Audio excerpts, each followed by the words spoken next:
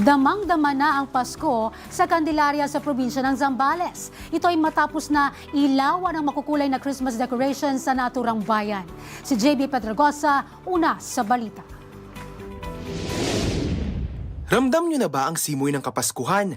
Kung hindi pa, baka it's time to pause, look around, and decorate. Gaya na lang sa bayan ng Candelaria sa probinsya ng Zambales, kung saan pinailawan na ang nagniningning at kumukuti-kutitap ng mga dekorasyon na inaabangan ng maraming residente sa lugar ngayong Pasko 2025. Bago ang naging pailaw, naghandog muna ng kani-kanilang performances ang iba't ibang grupo sa bayan.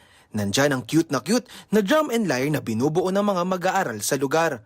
Sinundan pa yan ng mascot dance na kinagiliwan ng Kids at Kids at Heart. Hindi rin nagpahuli ang mga nanay na naghandog ng mga pamaskong awitin.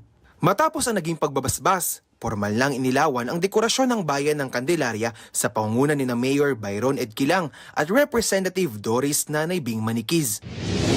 Ang kahalagahan ng event na ito ay ang mga pamilya dito sa bayan ng Candelaria ay nagkaisa, nagtipon-tipon at magsaya. Dito na ipapakita yung pagmamahalan na walang gulo.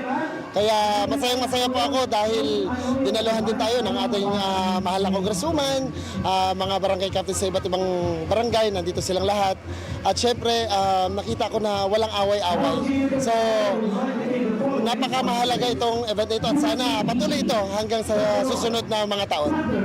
Alam mo, itong pailaw na to, isa ito sa mga simbolo ng Pasko. Marami ngayon ang medyo mahirap, hindi nila kayang bumili ng mga Christmas lights, kahit parol. Pero yung mga munisipyo na nag-i-sponsor ng ganito, malaking bagay kasi paggabi, sama-sama silang namamasyal, kasama ang anak, kasama ang nanay, kasama ang lola.